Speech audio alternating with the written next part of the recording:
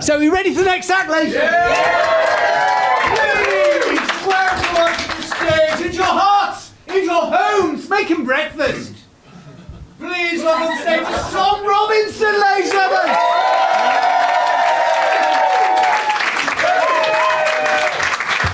Thank you very much. Thank you.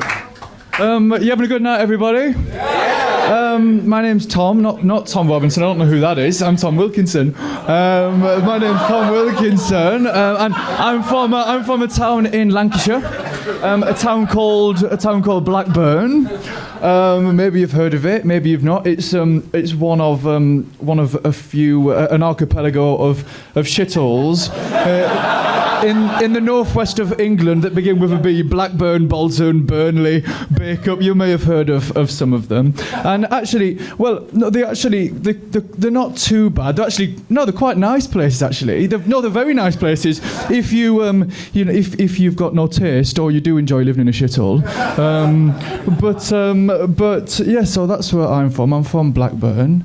But I wanted to ask you guys a question. Have we got any sleepwalkers in the building tonight? I'll whisper. Have we got any sleepwalkers in the building?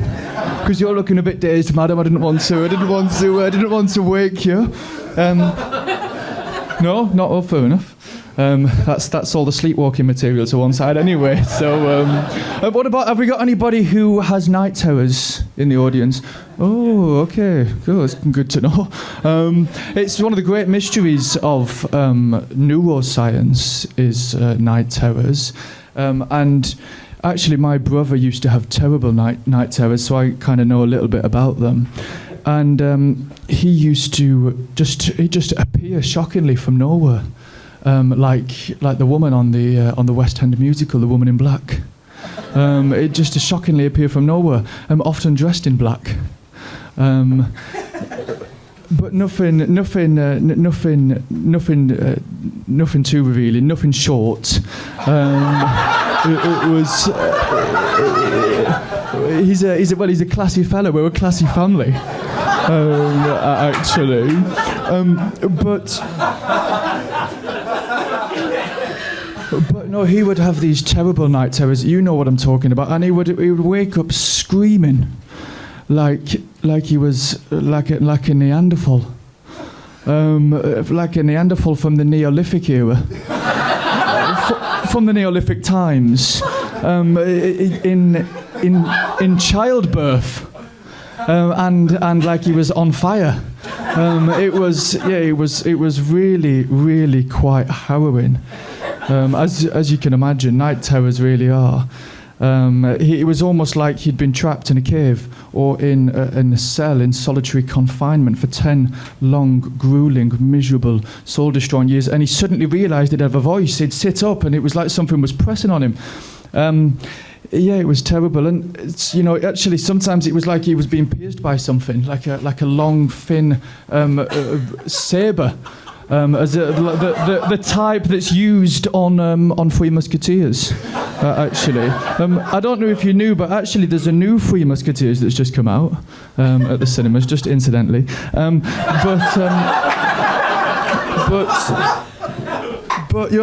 Personally, I've never been a fan of any form of violence or fencing for that matter, but no, not violence. Maybe that's a little bit controversial. Call me, maybe that's a minority opinion, but no, it's not my cup of tea. It's not my thing, really. I'm not a violent person because I'm into yoga. Have we got any other yogis in the building tonight? Well, hey, very good. Yes, yoga. The only trouble is with yoga, a lot of dickheads do yoga, don't they? I mean, don't get me wrong. There's also a lot of well-meaning, chakra-aligning, super enlightened beings searching for truth and meaning. But yeah, a lot of dickheads as well, right? But I'm one of those dickheads because I've recently trained as a yoga instructor.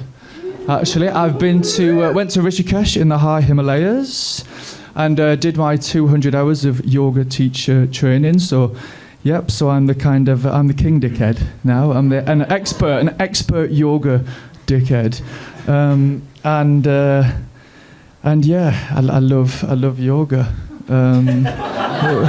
Where am I going with this one again? I asked that 2 years into my PhD, actually. But the thing is, yoga, like any sport, has had its fair share of scandals, of course. And you know, it really is a place where vulnerable people go to often as well. I'm told. Well, you know, it's had a litany of kind of predatorial gurus, Shivananda, the Dalai Lama, and yeah, well, and you know, apparently he never offers any adjustments unless he's asked to, or at least unless he thinks he's being asked to. That's the problem.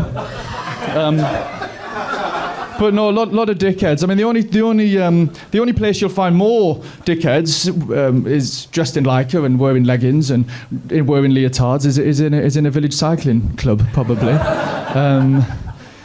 But yes, it's an extremely competitive sport, yoga, contrary to what you'd expect it to be. Actually, extremely competitive. It actually is a sport, which I think is a bit generous.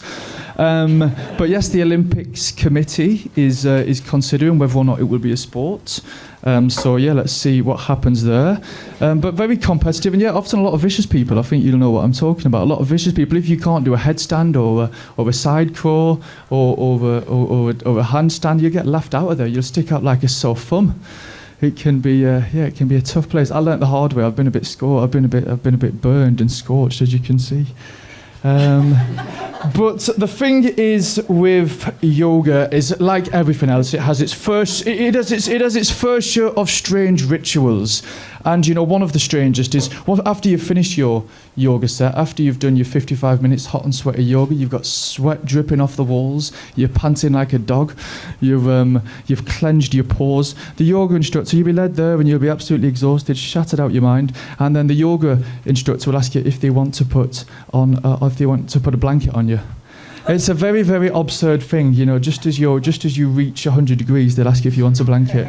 Very strange, but you know, rituals are a strange thing, but they make up society. Thank you very much, everybody. You guys have been fantastic. You never forget your first time. Thank you very much.